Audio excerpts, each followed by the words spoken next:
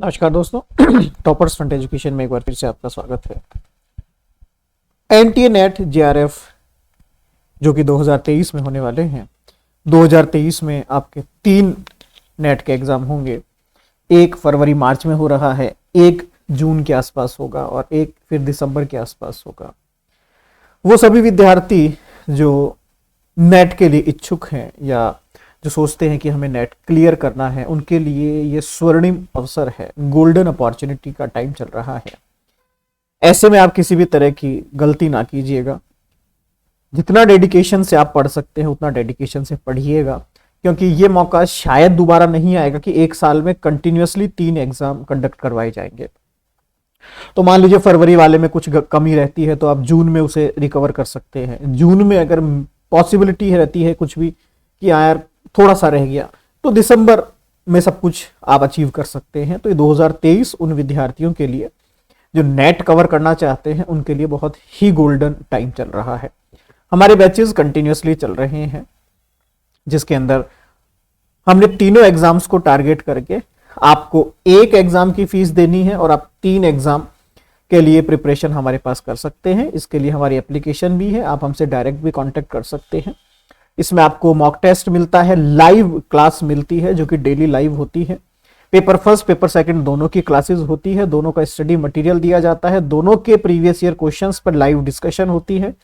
आपका जो mock test होता है वो भी ऑनलाइन लाइव होता है, उसका स्कोरिंग आपको आपके मैसेज पर, आपके मेल पर तुरंत आ जाता है जैसे आप रिजल्ट सबमिट करते हैं। इसके अलावा कोई क्वेरी रहती है तो आप एनी टाइम हमें कॉल करके हमसे बात कर सकते हैं। तो डिस्क्रिप्शन में हमारे नंबर दिए हुए हैं। आज हम डिस्कस करते हैं आपकी बोनस यूनिट संख्या 10, यूनिट संख्या 10। यूनिट संख्या 10 या यूनिट संख्या जिसको मैं कहता हूं कि बोनस यूनिट जो है आपके लिए वो है अप्लाइड फिलॉसफी, यूनिट संख्या 10। अच्छा, ये बोनस क्यों है? पहली बात, यहां से कोई बहुत ज्यादा टिपिकल क्वेश्चंस नहीं आते हैं, ये आप अपने दिमाग में बिठा लीजिए। बहुत ज्यादा टिपिकल कोई क्वेश्चंस यहां से नहीं बनते हैं, ये बात आप हमेशा ध्यान रखिएगा। किस तरीके के क्वेश्चंस बनेंगे? अब ये क्वेश्चन आता है कि सर क्वेश्चंस अगर बनेंगे तो किस तरीके के बनेंगे? यूनिट संख्या 10 के अंदर अगर आप अपना सिलेबस देखें, जो आपने देखा भी होगा, आई थिंक यूनिट 10 के अंदर पूरा सिलेबस बेसिकली उस टॉपिक से संबंधित है या उस सेक्शन से संबंधित है जहां पर फिलॉसफी की प्रैक्टिकल या उसकी प्रैक्टिकलिटी या उसका अनुप्रयोग शामिल हो, और वो सेक्शन है एथिक्स, नैतिकता। अब यहां करंट अफेयर कैसे घुसता है आप देखिएगा। मेडिकल एथिक्स, कोविड में हमने क्या देखा? Medical ethics. कुछ लोगों ने अनएथिकल एक्टिविटीज भी करी तो कुछ ने एथिकल भी किया। मीडिया न्यूज चैनल आप रोज देखते हैं, सोशल मीडिया आप रोज देखते हैं। अगर ये लोग अनएथिकल हो गए तो क्या होगा और एथिकल है तो क्या होगा, आप जानते हैं। थर्ड देखिएगा, बिजनेस के अंदर एथिक्स जरूरी क्यों है? आपका पैसा किसी बिजनेस में, शेयर मार्केट में लगा हुआ है और कंपनी भाग गई तो लाखों लोग इससे तो बर्बाद हो जाएंगे। ये तो अनएथिकल एक्टिविटी है। नहीं, इसमें बिजनेस के भी कुछ एथिक्स होने चाहिए कि साहब सभी का पैसा लगा हुआ है तो आपकी जिम्मेदारी सभी के प्रति होनी चाहिए, ये तो एथिक्स है। नेक्स्ट देखिए, एनवायरमेंट, आपके आसपास का जो माहौल है, प्रकृति है, पर्यावरण जो है आपका। जैसे कि छोटा सा कंसेप्ट समझाता हूं आपको। हम कह रहे हैं कि इलेक्ट्रॉनिक गाड़ियां जो है वो ज्यादा से ज्यादा बाहर आनी चाहिए, इलेक्ट्रॉनिक गाड़ियों का चलन चलना चाहिए, क्योंकि जो पेट्रोल है, जो कोल है, उससे जो है प्रदूषण होता है। तो क्यों ना इलेक्ट्रॉनिक गाड़ियों को प्रमोट किया जाए। अब इसका दूसरा पहलू देखिए, इलेक्ट्रॉनिक गाड़ियों में लगती है लिथियम की बैटरियां। लिथियम की बैटरी बनाने के लिए जितने पॉल्यूशन होता है उतना पॉल्यूशन एक पेट्रोल की गाड़ी पूरी जिंदगी में नहीं करती है। ये तो उल्टा हो गया। दूसरा, इलेक्ट्रॉनिक के लिए आपको इलेक्ट्रिसिटी पैदा करनी पड़ेगी। इलेक्ट्रिसिटी पैदा करने के लिए आपको कोयला चाहिए, कोयला तो है नहीं, फिर क्या करेंगे आप? तो ये तो वापस से नेगेटिव हो गया। एनवायरमेंटल एथिक्स आपको ये सिखाती है इस पर्यावरण के प्रति मेरी जिम्मेदारी क्या है। तो इसके आंसर्स करते वक्त थोड़ा सा रुक कर इसका आंसर कीजिएगा, इसमें आप सही आंसर करेंगे हमेशा। मैं ये कह रहा हूं, इन 4 के अलावा सिर्फ आप एक 5वां टॉपिक और पढ़ लीजिए, फिलॉसफिकल डिस्कशंस या फिर आपकी डेली लाइफ में फिलॉसफी का यूज, बस आपका काम हो जाएगा। इसके बाहर क्वेश्चंस नहीं आते हैं। और क्वेश्चंस का लेवल कैसा आता है? बहुत इजी। बिना पढ़े आप पास हो सकते हैं। अगर जस्ट आपने करंट अफेयर्स या न्यूज़पेपर या कभी आप इन चीजों से जुड़े हुए रहे हो तो आप कर सकते हैं। मैं कहता हूं इंडिया में जो आपकी सैरोगेसी है वो वैलिड है, आप जहां मर्जी सैरोगेसी करवाइए। आप कहेंगे नहीं नहीं सर ऐसा तो नहीं है, आपने सिलेबस नहीं पढ़ा लेकिन आपको पता है। मैं कहता हूं कि इंडिया में कहीं भी आप है ना, आपका जो गर्भ है आप उसे कहीं भी गिरा सकते हैं, किसी भी डॉक्टर के पास जाकर, डॉक्टर अलाउ कर देगा। आप कहेंगे नहीं नहीं सर सॉरी, ये गलत है, ऐसा अलाउ नहीं है। आपको कैसे पता? सर हमने न्यूज़पेपर में पढ़ा है, हमें पता है, हम इतने अवेयर तो हैं। That's it. आप अवेयर हैं तो यूनिट 10th आपके लिए है। मेडिकल में डॉक्टर की जिम्मेदारी क्या है? क्या पेशेंट को वो केवल अपना बिजनेस समझे? नहीं सर, बिजनेस नहीं, पेशेंट उसकी रिस्पॉन्सिबिलिटी है। This is called patient and doctors relationship. बहुत अच्छा। डॉक्टर की जिम्मेदारी क्या है? डॉक्टर की जिम्मेदारी है सर वो पेशेंट का इलाज करे। हाँ ठीक है, वो सर्विस दे रहा है, उसके एवज में वो पैसा लेगा क्योंकि उसका भी घर परिवार है। पैसा लेना गलत नहीं है लेकिन लूटना गलत है। That's it. ये छोटी छोटी छोटी छोटी बातें ही आपको यूनिट 10th के अंदर, मान के चलिए मैं एक श्योरिटी देता हूं, या कह लीजिए कि मैं लिख कर तो नहीं दूंगा, ऑनलाइन लिख के तो कैसे दूं मैं आपको, बट यहां पर अगर आप थोड़ा सा मेहनत करेंगे तो 5 से 6 प्रश्न आप डेफिनेटली सही कर सकते हैं।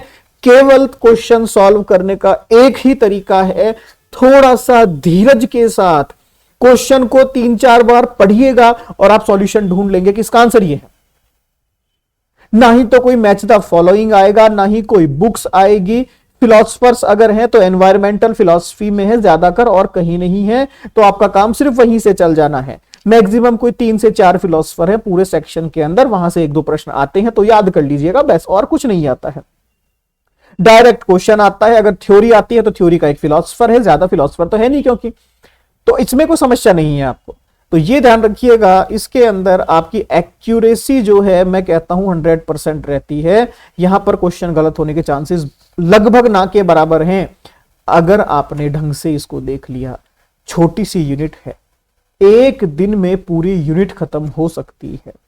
एग्जाम से पहले अगर आपने 4 बार भी इसे पढ़ा हो, 4 बार भी आपने इसे पढ़ा हो, तो ये मान के चलिए 5 से 6 प्रश्न आपके हैं। एक एक क्वेश्चन गलत होने पर, एक एक क्वेश्चन सही होने पर जेआरएफ या तो मिल जाती है या चली जाती है। ये ध्यान रखिएगा, ये बोनस है आपके लिए, मैं इसको बोनस कहता हूं। पूरे सिलेबस को मैंने 4 सेक्शंस में डिवाइड किया है। आपने अगर मेरा strategy first, strategy second, strategy third देखा होगा, डिस्क्रिप्शन में तीनों लिंक हैं, आप देख सकते हैं उसे। तीनों को मैंने किस तरीके से डिवाइड किया है, इंडियन फिलॉसफी, वेस्टर्न फिलॉसफी, फिर आपकी अप्लाइड फिलॉसफी, और देन हम कल करेंगे लॉजिक्स। मंडे को हम लॉजिक्स करेंगे। 4 भागों में डिवाइड किया है जिसमें अप्लाइड फिलॉसफी आपके लिए बोनस है। ये 5 से 6 क्वेश्चंस आपको बोनस में दिए हैं एनटीए नेट ने। हर एक ऑर्गेनाइजेशन जब एक पेपर का पैटर्न बनाती है, फॉर्मेट बनाती है, तो वो उसमें अलग अलग पैरामीटर्स रखती है। हमेशा ध्यान रखिएगा, एक पेपर का एक पैरामीटर होता है। क्या उस पेपर में फर्स्ट इजीएस्ट क्वेश्चन, सबसे आसान प्रश्न होते हैं। दूसरा, इस पेपर में कुछ मीडियम लेवल के क्वेश्चंस होते हैं जो ना ही तो इजी है ना ही टफ है। थर्ड, उस पेपर में टफ क्वेश्चंस होते हैं जो मुश्किल हैं। और फोर्थ, बहुत ज्यादा टफ क्वेश्चन होते हैं। अब मुद्दा क्या आता है? बहुत टफ। बहुत टफ का मतलब है कि ऐसे 10 से 15 प्रश्न जो किसी को नहीं आते होंगे, जो किसी ने कभी सुने ही नहीं जीवन के अंदर। ये प्रश्न वो हैं जो कोई नहीं करता, ना मैं करूंगा ना आप करेंगे, कोई नहीं करता। टफ क्वेश्चन के अंदर आता है आपके 20 से 25 ऐसे क्वेश्चन जो अगर एक सीरियस स्टूडेंट है तो वो इन्हें फेस कर सकता है इजीली। मीडियम में आते हैं 40 से 50 ऐसे प्रश्न जो लगभग सभी बच्चे कर सकते हैं, सभी बच्चे कर सकते हैं।